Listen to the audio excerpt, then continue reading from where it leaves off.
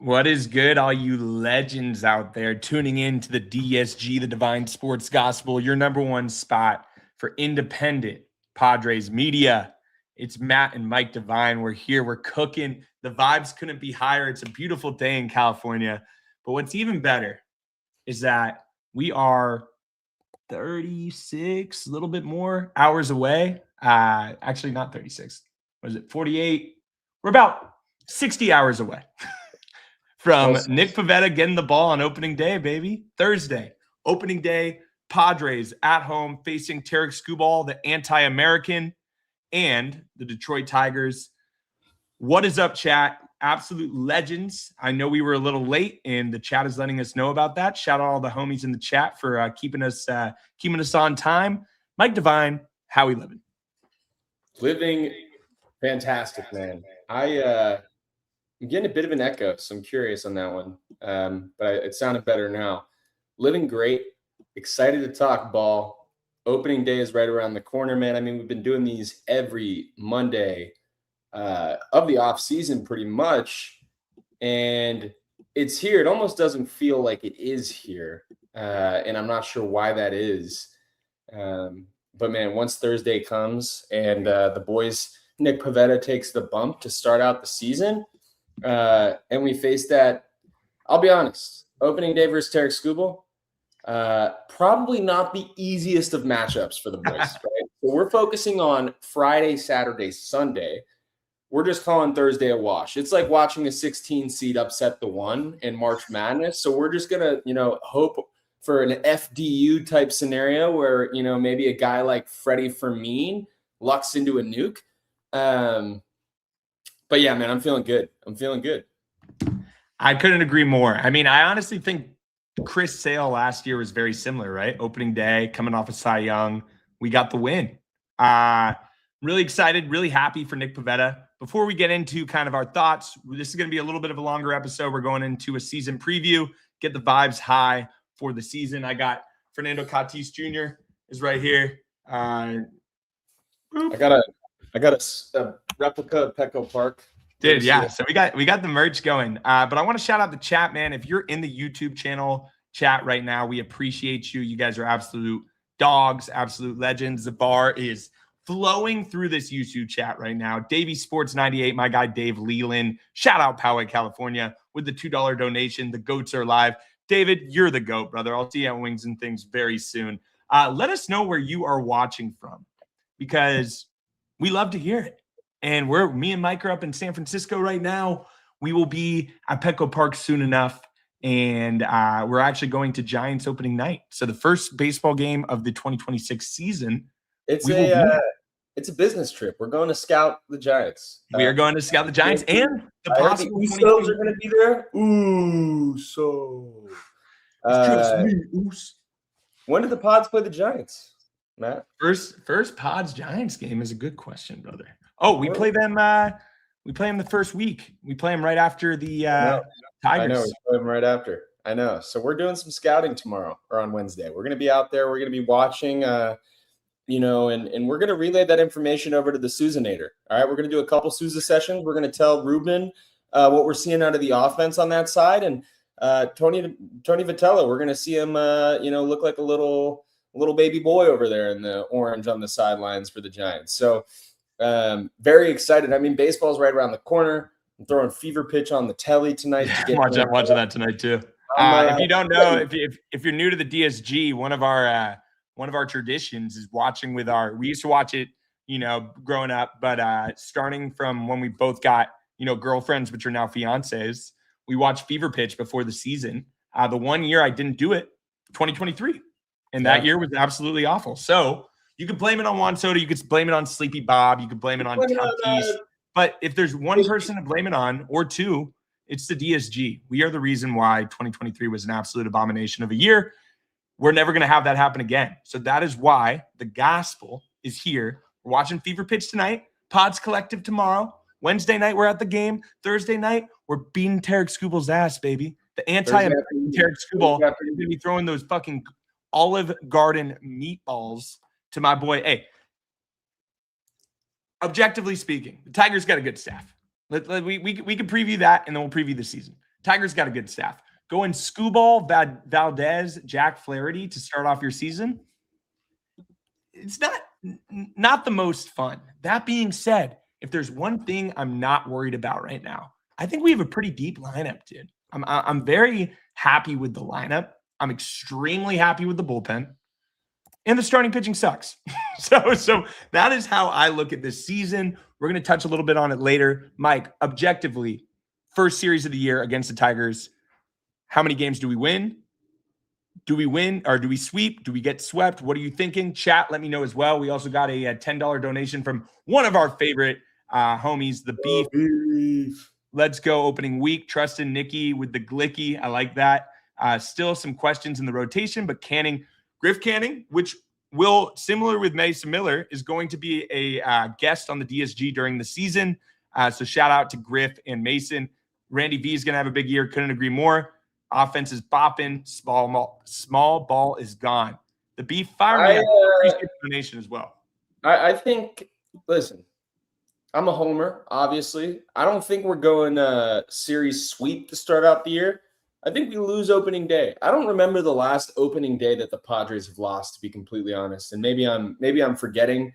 But it seems like every opening day that we played at home, the team kind of comes through. Last year, Gavin Sheets comes through with a big hit. We've gone to most of the opening days down there, and I don't recall one of the opening days that we've gone down to where they've lost. So maybe somebody in the chat, if you want to refresh my memory on the last time the Pods dropped the season opener, not counting we lost to the Rockies 2023. That's typical for that season. You lose to the worst team in baseball in the most disappointing season of the Padres history. All right, besides the point. I feel very good. I think we lose to Tarek Skubal. I think we lose game one. I don't think Framber Valdez is that good, to be honest. I think he's overpaid. I think he's a bum. I think he's going to fight his catcher mid-game because he's getting torn up by Tatis and the boys. We're going to break his brain opening day. All right. Cassiani is going to be over in Detroit weeping because the Padres are taking belt to ass. And then Jack Flaherty, little baby boy Jack Flaherty. We own him. The Padres own him, historically own him. He's a head case. He's going to be a head case on Saturday at Petco Park. He can't handle the bright lights. Padres win the series 2-1, and the boys start rolling, right? The boys start rolling. Padres win. And who knows? Maybe Thursday there's a little bit of energy in the stadium.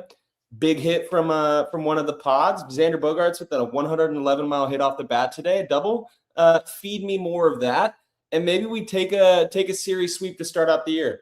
Also, Matt, entirely plausible that we get swept, but I'm going to go on the glass half full. What do you think? I think we go 2-1. I think we win opening day. I think we lose game 2 and we win game 3. I think there's an energy about opening day. I think opening day that, is obviously it's the time to shine, right? A lot of these guys, I don't really care too much about spring training stats. There's a few things we'll talk about later in this episode about spring training, but overall, a guy like Fernando Tatis Jr., I don't really care if he had a 1,200 OPS or a 600 OPS. I know what Tatis is. There are some players where you're like, whatever about. We faced 2 good lefties. We did not do well against lefties last year, and we face a right-handed pitcher that we've done well against in the past.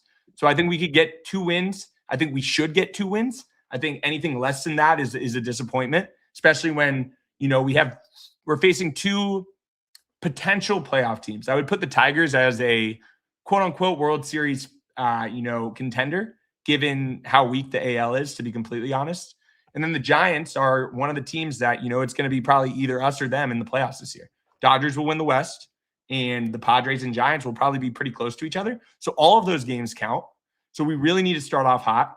I do understand the lack of, starting pitching, energy going into this season. We really need Nick Pivetta to have a solid first start. Obviously going against Tarek Skubal, not fun. They have the pitching advantage. But if Pivetta can give us, 5 or 6 innings, 2 earned runs with our bullpen opening day, why can't we win? I don't think the Tigers bullpen's that great. I was talking to a guy over the weekend who's a Tigers fan, and he was like, yeah, we got Kenley Jansen now. I'm like, brother, is this 2013? Am I supposed to be fucking worried about that? Like, come on. So not really stressed too much about the Tigers. They have good starting pitching, which is the opposite of what the Padres have. Let's go into a season preview, though. got another donation real quick from our guy James. Also, James, happy late birthday, brother. Saw on Twitter. If everybody in the chat can wish our guy James a happy birthday. Very happy for you, brother. Hopefully the Pods can get you a win on opening day as a present. James says, glad we got that Mudley extension for the booth. Yeah, let's talk about that before we get into season preview. If you hadn't seen Mark Grant, Mudcat, who started with the Padres in 1997, the year in between when Matt and Mike Devine were born. That's how long it's been. Mark Grant has signed an extension to stay in the booth for the San Diego Padres. I'll be honest, seeing how many times he wasn't in the booth last year was a little concerning. I thought they were kind of, pushing him out a little bit. You'd be like, man, Jesse Agler's been in the booth. And I love Jesse Agler. I love Tony Gwynn. But, the Don and Mud connection special, right? That is the duo. That's the, blooper reel that you watch on YouTube. Those are the announcers I'm going to tell my kids about, right? I'll be like, Don and Mud, Padres baseball, during the 2020s was electric, right? And that is kind of who I grew up with. Now you get to see Mudcat on a team that's successful. He was the, announcer during some of the worst baseball ever, and he still made it exciting. So, Mike, what's your take on Mudcat getting an extension? I mean, listen, Mudcat's honestly synonymous with the Padres in my mind. So it's a blessing to have him back. It's a blessing to hear him and Donnie on the call. And listen, Jesse and Tony are great. The radio broadcast is great, but we still, I need Mudcat to have a ring, man. I need him to have a ring. I honestly, I'm not going to lie. I want him to have a ring more than probably 99% of the actual Padres players. I want Mudcat. I would say 100. 100%. I would say 100. Him and Don, right? It probably goes Mud/Dom, Tatis. Manny. I'd put Manny above Tatis, given the fact that Manny's been, Tatis has been a Pod the whole time. Manny went over. He obviously lost in LA, chose to be a Padre, wasn't just picked out. So Manny winning a ring, especially with his, age, would probably be the number one guy on the team. But yeah, I think I couldn't agree more. The Don and Mud connection special, and you had to keep him, right? I obviously don't think he would have went to the Twins, but he's a franchise legend. Let's call it what it is. He's about to be 30 years in the booth, man. Dude, I truly think there's going to be a statue of Mark Grant and Don Orsillo outside of Petco Park at some point. It's a broadcasting duo that's kept us through the dark days, the good days.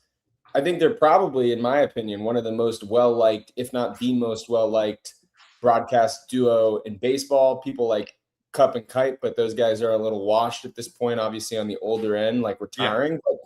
But we're very fortunate that Mark Grant has extended his time with the San Diego Padres.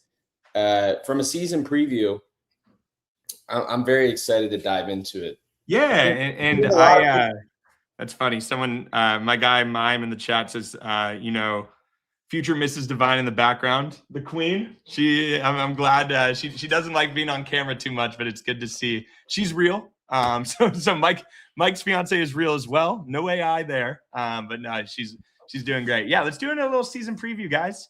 If you're in the chat right now, before we kind of hop into the season preview, if you could just hit us with a subscribe, if you could hit us with a like, it means a lot. We're starting to, reach out to some sponsors and start to, make some conversations happen so that during, the season, we could get breaded up a little bit. We could do some cool events down in San Diego at some local bars and restaurants. So make sure to just hit us up if you do that. Also, before we get into it, I know a lot of people saw the hats that we posted. We are working with my guy Heatstoke on Instagram, who's awesome. He and I are working on creating, the first drop of those hats. Should be about 50. So if you're interested in those, we'll have more information about that in a couple weeks, which is great. And then we're also coming out with a new t-shirt on opening day. Give you guys a couple hints. Think Channel 4, Matt Vasgersian, Khalil Green energy. That's kind of where we're at on those shirts. I think they're the coolest shirts we've come out with. Me and Mike are obviously rocking our merch right now, which is on Etsy. And then I see some people talking about the City Connects. I'll be honest, all I know about City Connects, and I know this is for sure, is that Friday night will be the first game of the City Connects. I know that is a obvious thing. I've been reached out to by a few people about that. The jerseys that leaked on Reddit, I hope they're real because our video got a lot of views and I'm about to get fried if Yeah, it's not real. But I did say it was from Reddit. So, chat, do you think, actually, that's a good question for the chat. Let me know if you think I'm going to get absolutely crucified if that is not the City Connect. Because if I could see Big Daddy Group pulling a fast one and letting the DSG get cooked a little bit. He dreams of the day where we can get absolutely fried. Grep's always out. The book's out on us. No first pitch is pretty evident. Regardless, what the beef say, bro? Your league reached my mom. Hey man, listen. You weren't even the first person to post that. Our friend Charisma on Twitter. If you're gonna get some grief for bringing it to the masses, I think that's a little bit unfair. So in advance, Eric, we apologize if we're incorrect, Mr. Grepner. Hopefully we can make it up to you with a fantastic first pitch at some point during the season. That being said, what do you think about those City Connects? I think they're okay. Yeah, let's pull them up real quick. The white one that they sent. Beyond the Bases. Hey, shout out my friend Beyond the Bases. Great Instagram, TikTok follow if you are a Padres fan. She mentioned, hey, they are real. I was on TikTok live with a friend. He showed us. That's awesome. Also, Mike, I apologize for cutting you off, brother. Oh, no, dude. It's all good. I was saying I like if you want to pull them up, I like I'm pulling them up right now. Let's see. The white version, the alternative. They posted the navy blue one, which I thought was fresh-ish, right? But you wear City Connects at home. I kind of like the same color scheme, but with like a cream white uni. And then I'm sharing real quick. We'll see. I don't know. I mean, listen. Let's do it. All right, ready? We got them up here. So those are cool. 420,000 views. So if these are wrong, we might be getting a couple DMs that aren't too nice. But I think these are cool, dude. Like when I think City Connects, right? And this is a great case study into what social media is now, right? You release something like this, which I see people saying you could have done better. Our guy Jesus in the chat says you could have done better. The Beef wants a true 90s retro. I would like that too. No matter what, people are going to be pissed, dude. That's what I've learned with social media. It's like you could create the coolest jersey of all time. The coolest jersey of all time. And people are still going to be like, this is ass. I see people saying they don't have buttons, and that means that they're definitely not going to be real. I mean, I really don't know. But this is the type of jersey that I would wear. Like I would wear this out. Like if we're going to the bars or something, or I'm going to a Padres game with the hat, I think this is like a pretty cool jersey. I like the Dia de los Muertos thing on the left with the skull. I think that's awesome. Someone asked, I'm curious with the why the color pants are. What color the pants are. I think it's gonna be white. Like I think it's gonna be white pants. You know what's interesting that I see right there? If you look at that image and you look to the left, there's white.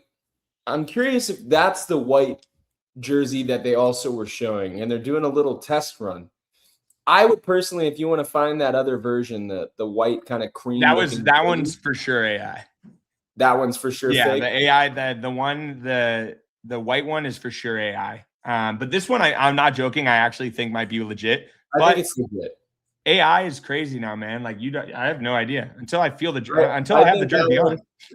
I think that one is legit, especially because it's so punctual with a 9 a.m. launch. Like that's just like so legit.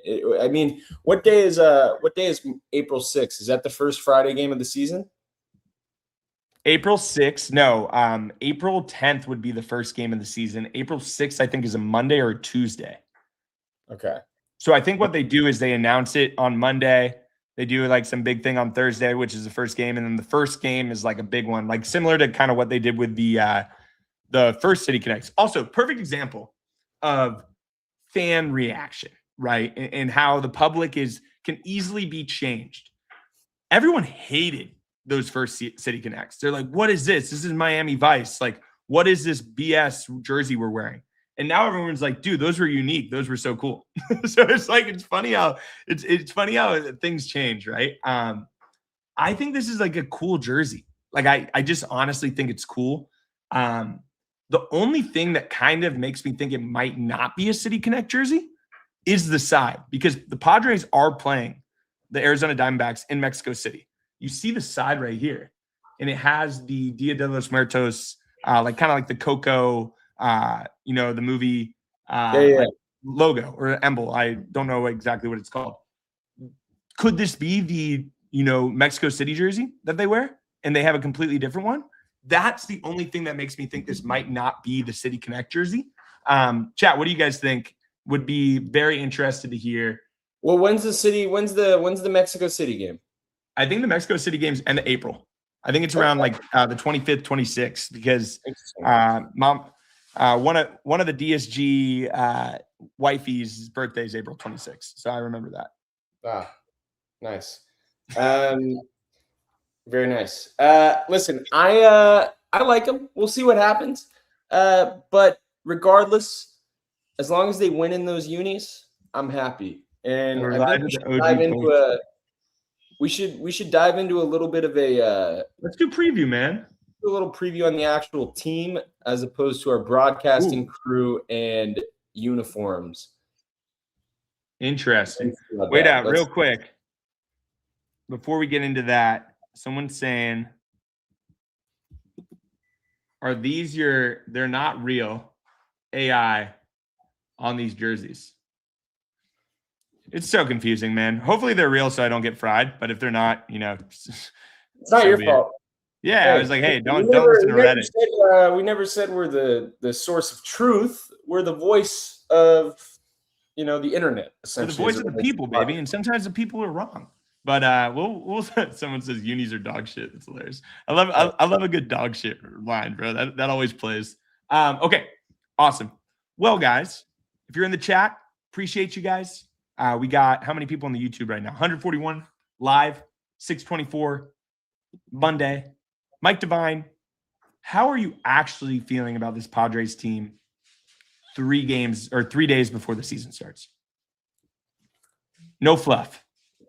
No fluff. I think that the offense and the bullpen are solid. And I'm not really going into the season with many question marks on that front. Starting pitching is absolutely a question mark. I think what's going to be interesting about this team is that a guy like Walker Buehler and a guy like German Marquez are, if they pitch, let's say 20 plus games, there's a high likelihood that 10 of those starts are great and 10 of them are the worst absolute start you've seen anybody have in a very long time. It is going to be a bag of ass and okay, honestly. And then you got to, I'm not going to lie, I think the biggest question mark this season is going to be Michael King, man. I'm like low-key a little worried. I think if he isn't who he was in 2024, right, and you lose as many innings as you lose from Dylan Cease, albeit that he was dog water last year, he was consistently starting. Mm-hmm. His health is a question mark. I'm not sure what to think about Michael King, and it's funny because he's in like a 3-year $75 million with opt-outs. It's a prove it year for him. It's a prove it year for me with that guy. Like he needs to prove something to me. All right. Let alone he's got $25 million guaranteed already, $75 million guaranteed already. Prove something to the DSG. All right. Mike King, if you're sitting at home watching like we know you are, prove something to the DSG this season. All right. We need to see 160 plus innings, 200 Ks. Prove something to us. I want you to opt out. The dream is you pitch well enough so that you opt out. Right. Same with Nick Pivetta. Pitch well enough so you don't have to take that extra year from the Padres. I don't care if you give us a good season and you both opt out. That means we make the playoffs because you two are the catalyst. If you get 2 ace type seasons from pitchers on your team with the offense that the Pods have and the depth that they have offensively, this team will make the playoffs. Right. So you have those 2 guys and then you get a little Randy V masterclass sprinkled in there. Who knows? Matty Nux has been striking a lot of guys out. German Marquez back-to-back 8+ outings for Ks. There's depth. Now, the depth is kind of dog shit, but there is depth, right? It's still depth. Depth is depth.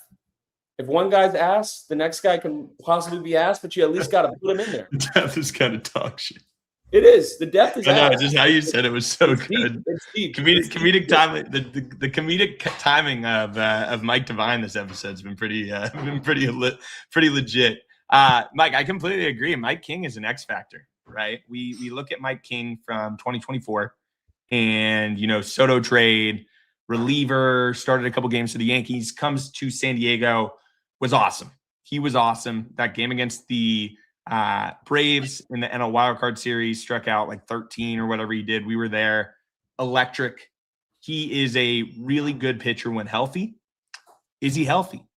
You don't just, and we mentioned it last night, man, or last episode. You don't just sleep on your back wrong and are out 3 months. Like, he pinched a nerve pretty bad. And there might be something more to that. I do think it's a little concerning that the Padres wanted Merrill Kelly over him. It's true. They wanted Merrill Kelly over him. They offered Merrill Kelly Michael King's contract. Merrill Kelly said, I know like California taxes, so I'm not going to – I don't know why I gave Merrill Kelly a weird accent there. That just made no sense. But I know like Merrill Kelly like from – I have no idea where Merrill Kelly's from. That made no sense. That was weird. I know. We got it. I did it for The Rock. yeah. I did it. I did a Rikishi accent. Merrill Kelly. What the hell was that? Merrill Kelly said, "I don't want any taxes, man. I don't want to pitch for you guys." Thankfully, he's on the IR or IL.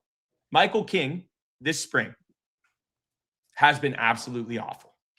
Every time I think he gave up like 5 straight home runs to the A's. The A's low key have a sick team. If you're an A's fan or if you need to pick an AL team, I won't lie. That A's lineup with Leo coming up too, that A's lineup is sexy. Michael King, though, this is a really big year for him because last year, around this time last year, literally a year ago, I thought Michael King was going to compete for a Cy Young Award.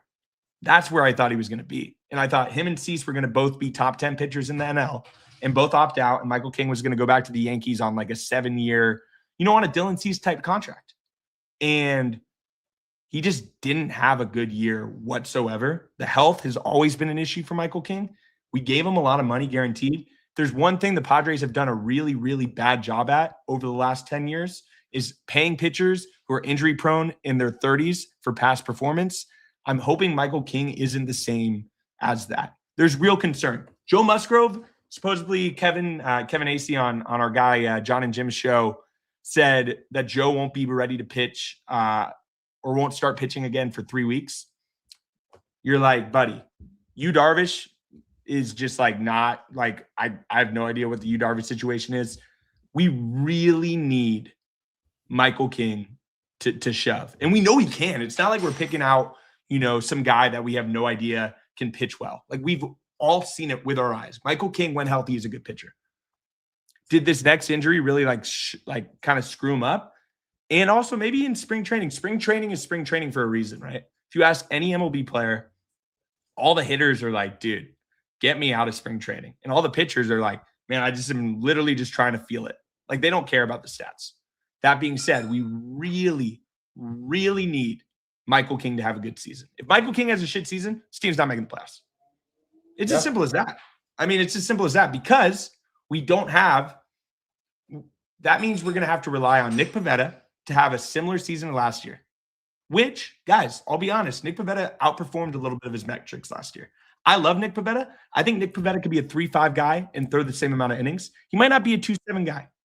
That's just the reality. If he has another 2.7 year, Nick Pivetta will go down as one of the best contracts in Padres history, and I will wish him well wherever he goes next. Shout out Nick Pivetta. If you put up even something remotely close to the season he had last year, even if you just start as many games as you did last year, because I know Nick Pivetta, even when he's shit, isn't going to have a 6 ERA. He'll have a 4 ERA, but if you give me that many starts, hang in there. We need innings. When I talked to Kevin Acee on Padres Collective, he said 800 to 1,000 innings from a starting rotation is what you need. We're going to have to get a lot of innings from a lot of random people. Preller's going to make some trades. There's no doubt in my mind he's going to make some trades. There's a couple guys that I was thinking of that have been sent down to the minors from their team that kind of makes sense into who we should trade for. One dude, and I know a lot of people have opinions on him, Dean Kramer got sent down to AAA for the Orioles. Dean Kramer's been in their rotation for the last 3 years. Is it make sense to try to make a little move for Dean Kramer and just get another body in there? I know a lot of people want Lucas Giolito. Would you do that? And I'm curious in the chat as well. Yeah, I mean, I wouldn't be opposed, man. Listen, depth is depth. We need more depth, right? Your depth has to be a little better than it is right now. Now, it is a little troublesome that they have Dean Kramer in AAA, but he was a 2.3 WAR guy last year. I'm with it. Jordan Lyles. Jordan Lyles, dude. That's a throwback.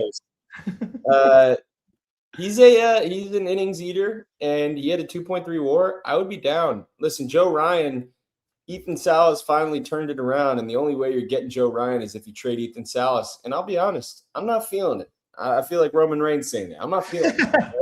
I do not feel like trading Ethan Salas right now. Who's getting traded, and he's going to be a beast. It's the most obvious thing of all time. Tail fountain. Oh, bro, the water fountain, baby. Look at this guy. For the Cubs, the only scoring. Will Sanders, third inning of work. He had another homer today. Bro, the water fountain's leaking, baby. This guy is he's like a 6'6" brick shithouse, bro. This guy looks like he could play linebacker. Why? This is where we just need to stop. For the Cubs, the only scoring. Will Sanders, third inning of work. This guy's Taylor Ward. I mean, that swing is ball smoked. Left field, way back. Yeah, he hit another one today. This is another example, guys. And I'll show a couple more highlights from our guy, Lil Romeo Sambria. One thing I will never worry about with AJ Preller is finding prospects, dude. Prospects are a dime a dozen. Cale Fountain, let's say Cale Fountain's in Fort Wayne this year or San Antonio, and he hits, 13 home runs at the beginning of the season. Come the deadline, he's getting traded. like that is just how it goes. And AJ drafts these high, ceiling guys. A couple of them don't work out, and a couple of them do. Cale Fountain, every single ball he's hitting off his bat is 105 miles per hour plus. This is the kind of guy that a team like the Minnesota Twins, come July, are like, oh, yeah, I'll trade for this guy. I'll trade for Ethan Salas if he has a little bit of a bounce back year. Like, these are the type of dudes, and AJ Preller always finds them. So if you're worried about the farm system right now, don't stress too hard. The guy that you should have been worried about, and the only guy I think I will ever truly regret trading, and by regret, it means I won't even say regret. I would say it sucks we traded him. There's two guys, James Wood and Leo. Those are the only two guys. CJ Abrams, whatever. Mackenzie Gore, whatever. Whoever we traded, like, what's his name? Boston Bateman? Okay. No, those two dudes are going to suck that we traded them. Other than that, anyone else we trade, adios. Honestly, yeah. I wish them the best. Get me more guys and try to compete. If we make the playoffs the next 3 years and we trade all these guys like this, I will be the happiest camper of all time. We traded the one guy that we shouldn't have traded. That's the only guy. That's the golden goose. People are saying Trey Turner. Guys, close the yearbook, baby. It's 2026. It's not 2014. I'm talking like recently. Trey Turner was a bad trade. Funny about it, Matt, is you're like, we traded the guy that we shouldn't have traded. We did that 2 years ago in James Wood. Like, it happens. If you develop enough prospects, you're going to trade some good ones for players that are impact guys. At a certain point, you'd like to see some rookies come up because it's exciting, like a Cruz Schoolcraft. I'd like to see a Cruz Schoolcraft start. I know he's gone, but like 6'8" dude throwing 96, exciting. Sure, you can't throw a breaking ball, but it doesn't matter. He's got VAR, okay? He's got VAR. He does have VAR. Same with Cash Mayfield. Cash Mayfield, the coolest name. Cale Fountain and Cash Mayfield. You can't trade these names. That's the issue. I don't care about the player. I want the names on the team. Cash? Fucking guy's named Cash, dude. Cash, bro. Cash is sick, I was going to trade Cash for ass. Somebody who just comes here and sucks. Saying cash is king when he strikes guys out is going to be so sick. Someone says Jacob Marcy. That was a tough one too. Jacob Marcy and Robbie Stelling. I will say the one team that scares me that I actually do think we're going to trade with is the Miami Marlins. It would not shock me if Sandy's a Padre this year. I don't know when. I do think we're going to trade for him. I do know they're the type of team that's going to get like a Cale Fountain type cat, and he's going to end up being like a 30 home run guy for him. Trading for Sandy would be the dumbest thing of all time. Okay. The guy had a 6 ERA during spring. He had a 5.50 last year. You're trading for a guy that was good in 2022 and 2023. You're trading for history. Our sister was in college when he was good. She's been out of school for 3 years. I'm just saying, like, you're going to give up prospect capital for a guy who's not that good? That sounds like 2015 Padres. I need actual value out of guys. Dean Kramer's good. I don't think a guy. I don't think he's good. I would much rather. You would much rather have Sandy than Dean Kramer. Come on. Much rather have a guy that's arms breaking every single inning. You're going to trade, Cale Fountain for Sandy Alcantara when he's throwing a 5 ERA plus, and the risk of his arm exploding is extremely high over Dean Kramer, who's literally ass, but he's consistent. He's like a 4.2 ERA guy. He gave you 2.3 WAR if you're the Orioles last year. That's not bad. That's not bad for the Padres. Matt, we talked about it at the beginning. All we need is our aces to pitch like aces, and then you fill in the gaps. Because guess what? If you're a guy like German Marquez, if you're a guy like Walker Buehler, all you have to do for us to consider you a success is go 5 innings and 3 earned runs. 5 innings and 3 earned runs. That's all you have to do for at the end of the year, us to look back and be like, that was a pretty solid year. Riley, my guy Riley in the chat says Logan Gilbert and George Kirby are both free agents at the end of the season. And someone else commented this, and I kind of want to touch on this real quick. My man Timothy Spencer, we'll see how ownership shakes out. From what I've heard from my guy Kevin Acey, friend of the gospel, I think we're going to have a new owner by the second week of April. Do I know who? I don't. And if I knew who, the people would know. I'm a little bit of a loudmouth, as you can see with the I see the Reddit leak of the jerseys, and I just posted right away. But there's a reason why they don't tell me, probably. The ownership kind of situation for the Pods right now. We get a new owner 2 weeks into April. I have a feeling they're going to let Preller make a big splash during the deadline. What is that splash going to be? Is it going to be Joe Ryan? Are we going to be competitive enough at the deadline? Do we need to make a splash earlier? I'm really nervous about this rotation, to be completely honest. I know that the lineup's going to be fine. I actually think we're going to talk in the lineup a little later. I think there's a couple guys in the lineup that are going to have career years, 100%, and we'll touch on that. The bullpen's awesome. Bradley Rodriguez is making the pen to start on opening day. Congrats to the Honey Badger. That dude's awesome. He's sick. Throws like 97 wipeout stuff. Just another demon in the pen. We signed Jose Leclerc, or Leclerc, or whatever his name is.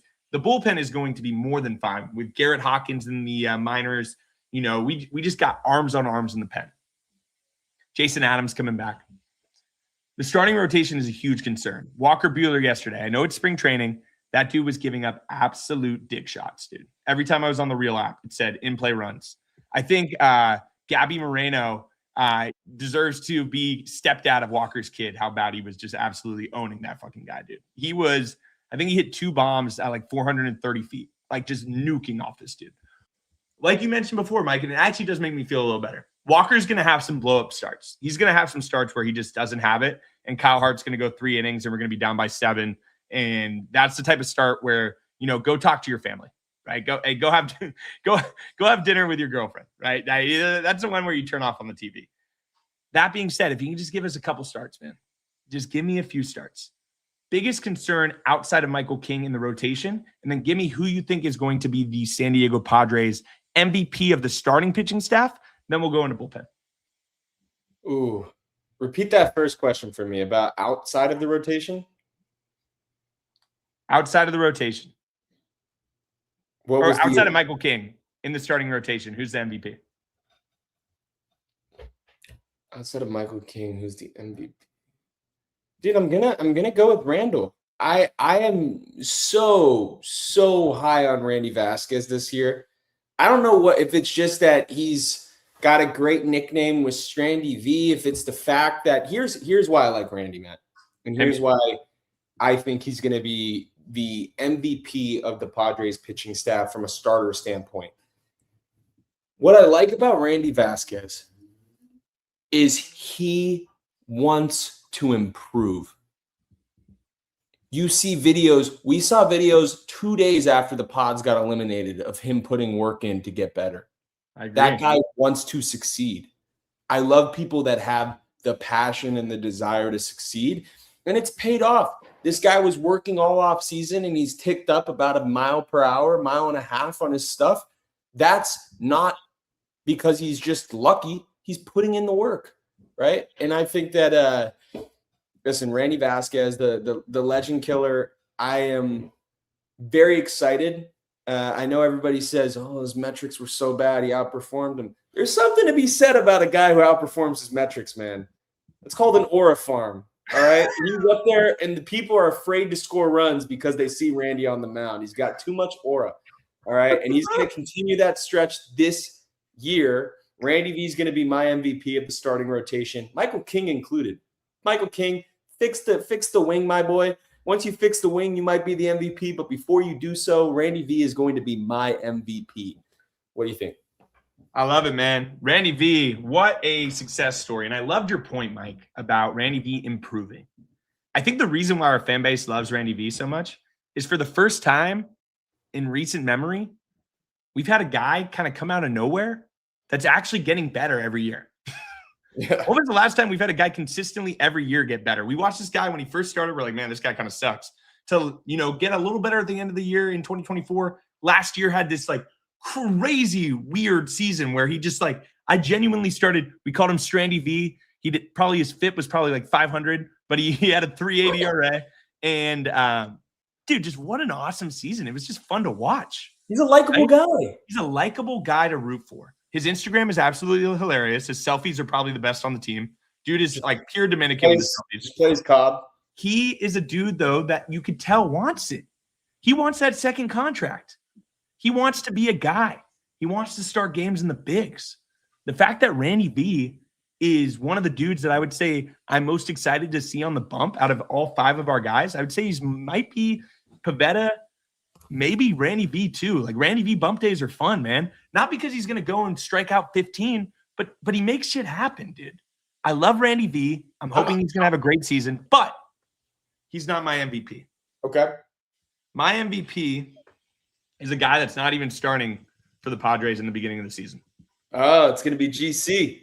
GC, Griffin Canning is going to be my MVP for this 2026 Padres season.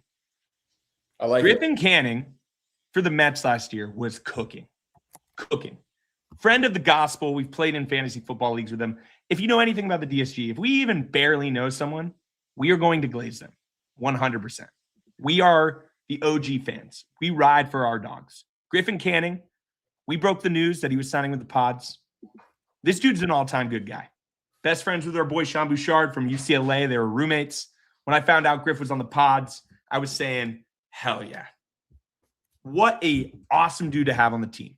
From what I hear from a couple of the tweets from, Sammy Lev and some of those other individuals, he's sitting like 94, 95 on his fastball, should be ready to go by May. This is the kind of guy, 4 ERA, maybe even a little less. You give me this dude coming into the rotation could be a sleeper similar to Randy V last year, where he gives us, 30, maybe not 30 starts, just 22 starts at a 380 ERA. That's a win.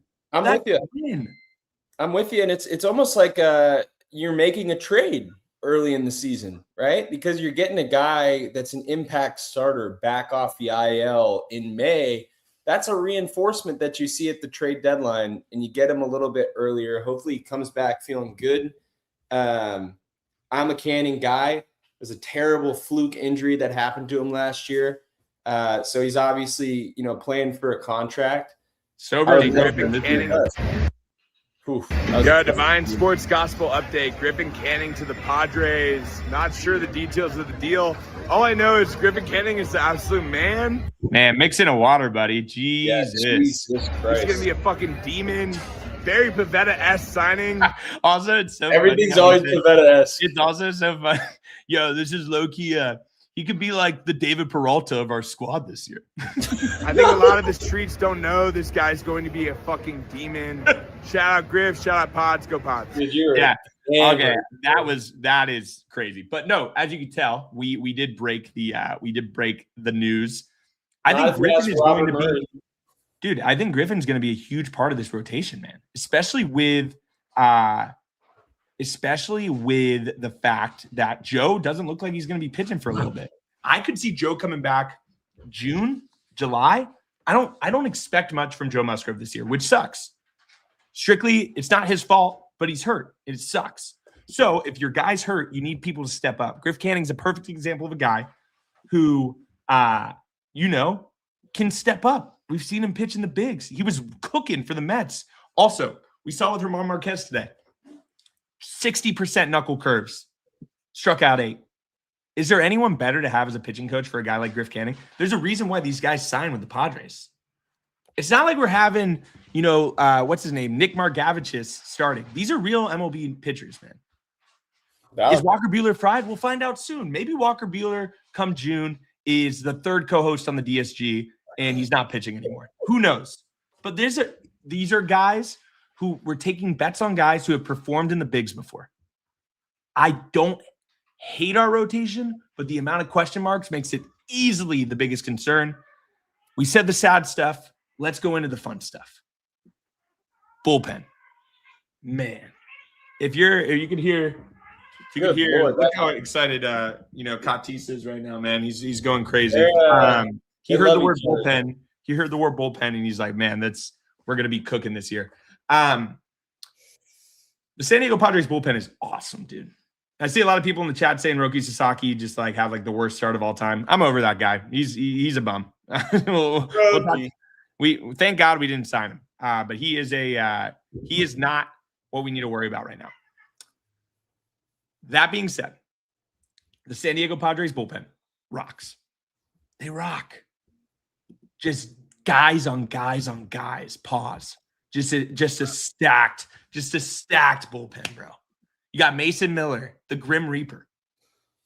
Absolute demon, bro. Demon. Friend of the gospel. He asked us, yo, DSG, what song should I walk out to? We gave him some bangers.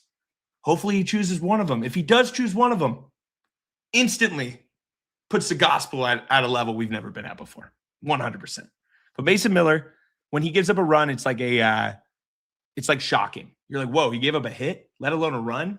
That's like, call your parents if he gives up a run. You're like, there's an emergency happening. Like, what is going on? He's that good. Then you go next, Adrian Morejon. Oh yeah, just casual. Your setup guy just casually throws 101 miles per hour with an absolutely nasty slider.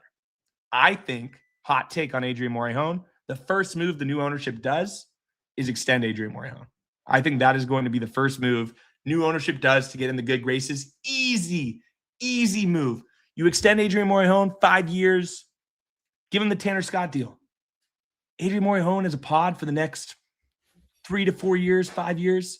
Instant way to get the fan base on your back. So you got Morejon as your 8th, Miller as your 9th. 7th inning, Chella Jerry's looked awesome during spring.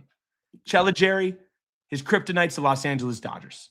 Sometimes you got to just fight your fears, baby. This year, go into it, just say, F it, bro. You're thinking do a little exposure therapy with Jerry? I'm thinking, honestly, hey, it's one of those things. Hey, I'm afraid of roller coasters. Maybe keep him off the roller coaster.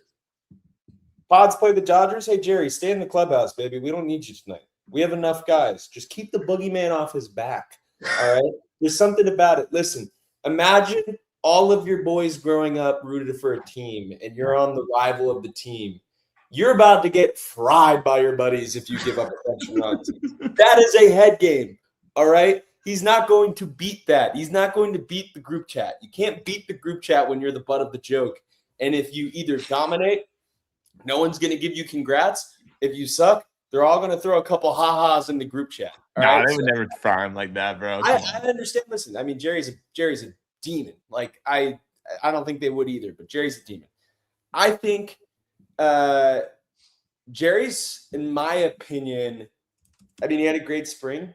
I'm putting him going into the season as my biggest question mark in the bullpen, because I think at the end of last year, I think he was clearly overworked by Mike Schilt, right? Because you weren't going to pitch Robert Suarez every night, but Jerry was the guy that they called on in big moments. So he's pitching high leverage innings every night, it seemed like. So his arm got tired. Shit happens. I'm hoping he comes back rejuvenated, rested. He looked great in spring. We love Chella Jerry. But he's going to be my question mark. I'm curious to see what happens. But we need a big season out of him, right? Dude, if you think about this bullpen, Matt, Jason Adam comes back. Brazzy Rodriguez, David Morgan, two guys that could easily be setups for some of the best teams in baseball, right? David Morgan, Brazzy Rodriguez. Tigers. Sorry? The Tigers, who were playing this weekend. Yeah. I genuinely think David Morgan would be their setup man. Jerry Estrada. You got Brazzy Rodriguez. You got Jason Adam, Mason Miller, the team, Adrian Morejon. You have guys, we have like 3 to 4 closers in the MLB, and we have these fools pitching in the 6th inning. That's my point with Buehler and with Marquez. All you have to do, my friend, is give us 5 innings, 3 earned runs. And just, if the boys can put up 4 runs, I have nothing but faith in this bullpen that they will be knocked down. Like, you have a lead, they're going to come in. They're the doom squad, bro. You do not want to see that bullpen heat up after the 6th inning, because that team is going to win the game. Now, the issue, can the starters get us there? We'll see. Can the offense produce 4 runs a game? We'll see. I don't know. That's a question mark too. I mean, I'm looking at our bullpen right now. Obviously, Mason Miller, probably one of, if not the best reliever in baseball right now. Adrian Morejon's in the top 5, in my opinion. You got Jason Adam, who's starting on the IL, but I do think he's going to be back within like 2 weeks. Looks like somebody has been pitching, and somebody asked in the chat why he's on it. He tore his quad at the end of September, mid-September last year, which is something that Triple H and Vince McMahon both did as well, and they recovered in equal amounts of time. I thought Jason Adam would be like ready by September, and the guy's quads healed up very quick. So excited to see him back on the mound. Yeah, I'm happy for the rainbow, Mr. Adam. I think that's he's gonna have a nice little season for the Friars. My MVP of the bullpen this year, not just because he's a friend of the gospel, David Morgan, man, because David Morgan is the type of guy where we might need him to pitch in the 4th inning or the 5th inning when one of these, scrubby starters gets into trouble. Runner on 1st and 2nd, or runner on 2nd and 3rd, 1 out against, the Giants on Monday, that Monday game, and Buehler gets, 3 1/3 innings pitched. And you need David Morgan to come in there and kind of get a job done. He's going to have that position. He might not be the dude that pitches in the 8th inning, but he's the guy that comes in to get you out of a big jam. I love his stuff. I think he throws absolute gas. He's a cool dude too. So I'm really excited. I think he's going to be the MVP of the pen. The other guy who I think is underrated, and he had a really good spring and played well in the for the DR in the World Baseball Classic, Tio Wandy, bro. Tio Wandy's kind of got his slow down a little bit. Dude, like if Tio Wandy's the 6th best guy in your pen, that's pretty solid, man. And what's funny, Matt, and I think something that's valuable about the quality and crop of relievers that this team has. You remember Padres of like the early, mid to late 2000s, early 2010s. You have great relievers. At the trade deadline, what does a team need? They need a reliever. Yeah. Padres, we're always trading prospects for value. We have so many good relievers and so deep of a bullpen. You technically could flip a couple relievers for value adds, whether it's offensive or starting pitching. There's aspects of that, right? That's an asset that you have. It's not just prospect capital that you're trading. you could go out and say, okay, yeah, we're going to trade you if Wandy Peralta, for example, has a good season. We'll trade you Wandy, or we'll trade you David Morgan. God forbid, I love David Morgan. But like some of these guys, Bradley Rodriguez, you have these guys. Unfortunately, Adrian Morejon on an expiring deal. There's guys that you can trade and make things happen. It's just the way that it's going to work. But it's good. It's one of the it's like a farmer having way too much fucking corn, right? You're like, golly, I have to do something with all this corn. I can't just have the corn sitting and doing nothing. People have to eat. Let me trade this shit to the AL. Let me trade all this corn to the AL and get some prospects back in return. That's what we can do now. A good thing to have. Hey man, shout out corn, baby. What a great take. So that's why you listen to the gospel, bro. Hard hitting analysis, it's like having corn. So that was great. Shout out my guy Trav Gundy in the chat. Appreciate you, brother. Bullpen's gonna be awesome, and I completely agree, Mike. I think having some of these dudes, even like an Alec Jacob, Ron Marinaccio, these are guys that could be valuable to other teams going forward. And you package them with a prospect. Maybe you can get some controllable starting pitching. Who knows? We'll figure that out later. But bullpen, I'm not worried about. We already touched on the starters. We're going to end this episode chatting about the San Diego Padres 2026 lineup. Lot of question marks, a lot of fun, a lot of possibilities with this 2026 Pods lineup. First and foremost, what's the lineup going to be, Mike? Opening day. You're Craigie Stammen, third leg Craig. Who you have in lead off? I want to hear your opinion on the lineup. Chat. If you're in the chat, first, like this stream, subscribe. Second, put your potential lineup in the chat. I'll post them to the page to show who we think might have the best lineup. I think it's going to be an interesting one for opening day. I mean, obviously, I would expect them to have differing lineups when you face a lefty versus a righty. And since we're facing Skubal, I think, and people are saying Tatis leading off. I think Craig Stammen wants Tatis in a later spot in the lineup to try to produce more runs. I don't think Craig Stammen is looking at Fernando Tatis with arguably the most power potential on the team. He doesn't want Tatis sitting and looking and walking every start of the game, right? It's just not what he wants. You can have a guy like Ramon Laureano's lead off opening day. You put Ramon at leadoff, then you back it up with maybe if we're gonna go extreme, here's what I'd give you, Matt. My scenario, my ideal opening day lineup: Skubal on the mound. We're going Laureano in left field leading off. We're going Jackson Merrill in center field hitting second. We're going Fernando Tatis Jr. right field hitting third. Manuel Arturo Machado, third baseman. El Capitan, cleaning it up. Then we're going with the Zandman. The Zandman hitting fifth. I love what I'm seeing out of Xander Bogaerts, right? He looks good. I guess then maybe you have to sprinkle in a lefty or maybe. You're missing someone, bro. The lefty killer. The lefty killer. Oh, shoot. Miggy, baby. Miggy, can't you see? Yeah, so maybe I was going to say you put Sheets in the sixth hole, but maybe you go Miggy Andujar in the sixth hole playing first. Sheets comes off the bench when they bring in Sheets off the bench when they bring in a righty reliever. Sheets, yeah, that's what I'm saying. Man, Sheets is spring training. He is locked in, man. Dude. I mean, I know it's spring training. He's such a good guy. Bro, such a good guy, friend of the gospel. But dude, the pop off his bat, man.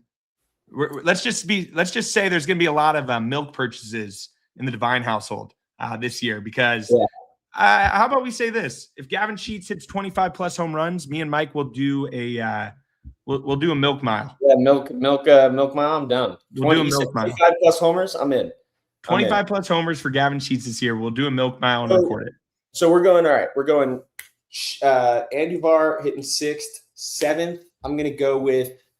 I guess what positions? I mean, Freddie Fermin, I would put either seventh or eighth, and then maybe put Cronenworth to flip over the lineup, hitting. Cronenworth ninth because he's a great OBP guy. So I would go Cronenworth ninth. I'm missing somebody in this lineup. Am I missing a DH? What am I missing here? I think I'm missing a DH, right? So who's playing first base for us? I would say Miguel Andujar. You think Andujar DHs, and then maybe you put Sheets at first? Ooh, you put Castellanos at first. Castellanos also has a home run off Tarek Skubal in the past. I would go Castellanos. And then you have all this bench. You have this depth on the bench where you can just plug and play with the lefties. I think I'd Ty France off the bench, bro. We got a decent little bench. The one thing that we have Ty France at first. Maybe you have Ty France hit in the game, and you have Andujar as the DH. You know why? Ty France won a Gold Glove last year at first base, and he's been raking this spring. And he's facing a lefty. You put Ty France batting eighth. So let's say this is going to be my idea for opening day. We'll touch on a couple of the players. We're going to wrap up in about 10 to 15 minutes because we both have dinner. To be completely honest, we'll rip another one. Pods Collective tomorrow night too. So I'm saying opening day against Tarek Skubal, leading off your shortstop, Xander Bogaerts leading off. So you got Bogey first, Jackson Merrill batting second. I'm going Manny third, Toddy fourth. I think Toddy, this is the year I want to see Toddy. I don't want any Luis Arraez, soft boy shit. I want some nukes this year from Mr. Tatis. So I'm going Tatis batting fourth. Batting fifth, Miguel Andujar, baby. If you've seen anything about Miguel Andujar, man, all this dude does is rake against left-handed pitching. I don't care if it's Tarek Skubal. I don't care if it's Randy Johnson. I don't care if it's my buddy Joe. It doesn't matter. He's raking. Miguel Andujar batting fifth. Then batting sixth for your San Diego Padres, I'm going to go Ramon Laureano. Seventh, Jake Cronenworth. Eighth, Ty France. Ninth, Freddie Fermin. Freddie Fermin, dude, that dude is a good ball player. And that leads me to my next point. Freddie Fermin's having a career year, guys. He's having a career year. Knock on wood that he stays healthy, because that, outside of starting pitching, the lack of catching depth is extremely concerning. Campy's had a tough spring. Let's just be honest. But hopefully Campy's getting another shot. All good. You know who I like? Who? He's not up. Oh, what's his name? Rodolfo Duran, baby. Rodolfo the Red-Nosed Reindeer, baby. Bring him up. Rodolfo the Red-Nosed Reindeer. That guy was raking this spring, and I'm a fan. So listen, Campy, you got your shot. Craig Stammen likes you. You're in the coach's corner. It's a beautiful thing. You've been hitting the ball hard, but you've also been missing the ball quite a bit. So let's focus on hitting.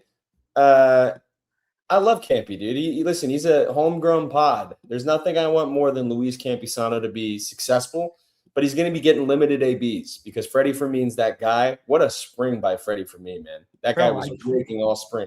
All he did all off season was work out, bro. Literally, every time I was on my Instagram, I'd wake up and I'd just see Freddie Fermin put in that work. Made me feel like a Chungus life. I was like, man, Freddie Fermin, bro. He's just putting in that work. Like, he had 400 with an 1150 or 1050 OPS. I go pick up my Taco Bell DoorDash that I didn't pick up from the night before, and I go and see Freddie Fermin, and he's just putting in that work down in Venezuela. I'm like, what? Am I just a Chungus, bro? I'm getting married this year. Freddie Fermin's a dog. 15 home runs this year. Book it. Freddie Fermin is him. I think I'm not going to say he's the MVP because the MVP might shock you who I say. And the guy who I really think is going to be the key, similar to Michael King. I think this guy's the key this year. And he's looked a lot different of a baseball player than he's had in the last few years this spring. A couple Sousa sessions might have helped this kid out. And by kid, he's a couple years older than me. Cronenworth, man.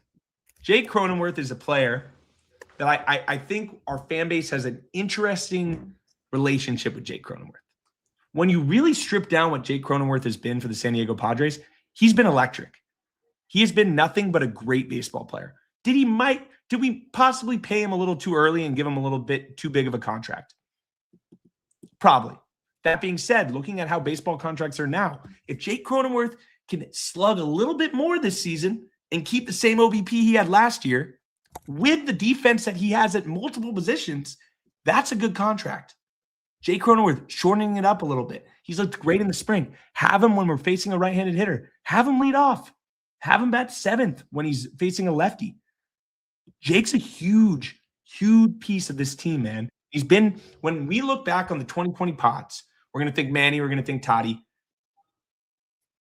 I think Jake's third. He has the biggest hit in recent Crone's easily top 5 of the 2020s in terms of like recognition, stance with the pods. He's played 140 plus games in 5-6 straight seasons. So like he shows up. What's your honest prediction? Jake Cronenworth OPS. I was just going to ask you this question. 2025. But you asked it first. Or 2026.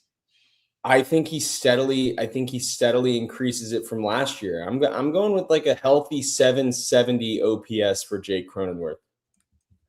I think his OPS is going to be around 370, and I think he's going to run into a couple more homers. If he can learn how to lift the ball to left field like Jackson Merrill does, you're going to end up with more home runs, right? So if he can give me with him at second base, you give me a 770 OPS with 15 plus homers and great defense. I'm a happy camper, man. That's a 3.5 to 4 WAR season. That is worth his contract. That's 100%. It's a dream. I think we need Jake. Another guy we need, Mike, and I'll let you touch on your MVP. And I think this is my hottest take of the episode. So tune in if you're not paying attention. I genuinely think if there's one guy that finishes top 5 in MVP voting for the San Diego Padres this year, his name's Jackson Merrill. I love Toddy. I love Manny. I like Xander. Jackson Merrill. That is the glue. He is the Roman Anthony type for this San Diego Padres team. PCA type. PCA could hit 30 plus home runs. Why can't Merrill? Like, honestly, that's as simple as that. I've seen Jackson Merrill. Sophomore slump a little bit. Injuries last year. From what Kevin Acey's told me, he's the most competitive human he's ever witnessed in any sport. This dude wants to win. He is going to be the captain of the San Diego Padres sooner than later. I think he's the guy. I think he's going to be the dude that we talk about for the next decade plus. He's the key of the San Diego Padres. What do you think? I think Jackson Merrill can finish top 5 in MVP voting. I don't think that's outrageous. I think one thing Jackson Merrill needs to do this season is walk more, right? Jackson Merrill the slugging has not been an issue with Jackson Merrill. The issue has been the fact that he doesn't walk, right? You look at like the greats, right? They all have a pretty solid OBP. And the issue is Jackson Merrill's on-base percentage, career and last season, is sub 320. That's not a great OBP when you're looking at a guy that you need to kind of be him, right? Yeah. I think if he works on walking a little bit, plate discipline seems like it's been better this year so far. Guy hits the ball hard as shit, plays good defense in center. I'm not arguing. I think that Jackson Merrill has MVP season potential. Now I'm going to give you my MVP. Hit me. And I mean, it's obvious, right? It's obvious. There's nothing I want more than a Fernando Tatis Jr. MVP campaign. I'm not saying Fernando Tatis Jr. wins it. I'm just saying that we go into October and everyone's like, oh, Shohei's going to win. But what if Fernando Tatis wins after his season? I'm thinking this is the year that Fernando puts it all together. He seems like he's more mature. He has a clear head. He knows where his shortfalls have been. As you listen to his interviews, he's like, hey, I need to be better. I need to be the guy that people want me to be. This is the season that he does it. All we have to do, listen, dude, they just got to put a hex on girls in San Diego. And Fernando Tatis Jr., he's like Carlos Alcaraz. You just got to keep him away from the chicks, and he succeeds. Just keep Tatis away from girls this season in a normal way, and he will win the MVP award, right? It's going to happen. So all we need, no girls around Tatis, MVP, World Series. That's my prediction for the season. Maybe not the World Series component, but Tatis is my MVP of the Padres this season. I think as we wrap up here, because, dude, my stomach is growling. Sorry, chat. I'm very hungry. What do you think the final record for the San Diego Padres is? Where do they finish in the NL? We're finishing in the NL. We're finishing second once again in the NL West. I think, the Dodgers are great, man. There's a reason they have a 30% chance to win the World Series. We have some of their fans in the chat. We appreciate you all. At least hit us with a like if you're going to spend time with us. They're going to be really good. What the Pods need to do is we need to make the wild card like we have the last 2 years. I don't see why this team can't. I know there are a few glaring issues, as in starting pitching. I'm going to say the San Diego Padres win 89 games this season. Not 90. I think they have an interesting first couple months where they're around 500. They make a big trade for a starting pitcher a la Joe Ryan right around June. They go on a heater. New ownerships, everything, the vibes are high. We have a big injury to someone. I don't know who. Hopefully not anyone that we really need. And then come the trade deadline, we make a big splash. I'm not talking Yordan Alvarez, but maybe I'm talking a Yordan Alvarez type splash, right? Where we get a big dog that comes in and hits some nukes. I think this team can make the playoffs. I think with this rotation that we have right now, we aren't winning shit in the playoffs. So let's hope we make some moves, man. Hopefully Michael King and Nick Pivetta are peak Michael King and Nick Pivetta. Randy V's what we all want him to be, and we make the playoffs. Come playoff time, though, we're going to need some bigger dogs. Hopefully Preller knows that. I think he does. What do you think? I'm going to be a little bit on the conservative side here to finish things off. I'm going 86 and 76, and I think the Pods sneak in with the third wild card, and then they make a run for the money. I'm kind of on your side. There's a couple too many question marks to start the season where it might be a slower start than it was last year for the Pods. But Definitely. As you can tell, right, last year they started off hot and they made the playoffs because of the hot start. All you need to do is have 500 baseball in one crazy good hot stretch, and you'll make the playoffs. I think the Pods hang around that 500 level, similar to what you're saying. Couple acquisitions, maybe a couple guys step up, right? Maybe you have a guy come up and dominate from the minors. Who knows what's going on? But I have faith that they make the playoffs. I don't know if they get to 90. We'll see, man. If you've watched this chat in full, man, you guys are the best. I can't wait for opening day. One last little, Matty D ramble. We're extremely grateful for everybody that rocks with the gospel, especially in the off season, man. Enrique, appreciate the donation, brother. Good luck to you as well. Everybody that rocks with us and spends time out of their day to, hang with me and my brother to talk baseball is the absolute best. Interact with our content, especially if you come to any of the event or anything like that. We're just extremely grateful. Nothing is better than baseball season, man. We're finally here. I can't wait to watch this Padres team. Guess what, guys? The highs are going to be high. The lows are going to be low. And the DSG is going to be there with you the entire way. When we're at Pods games this year, come up and say hi. If you drink a beer, let's get a beer. Let's get a coffee if you don't drink beer. Dap us up. Let's have some fun this season. Win or lose, Pods for life. Mike Devine, any last words? You said it great, man. This is going to be a great year. Appreciate everybody for spending time with us tonight. And we'll be back on Sunday, probably giving a post-first series review pod. So get ready. All right. Everybody have a great night, man. We'll see you guys soon. And, have a blast. Yeah. Hit, like my guy DJ said, hit that like button, baby. All right. Have a good night. Enjoy dinner.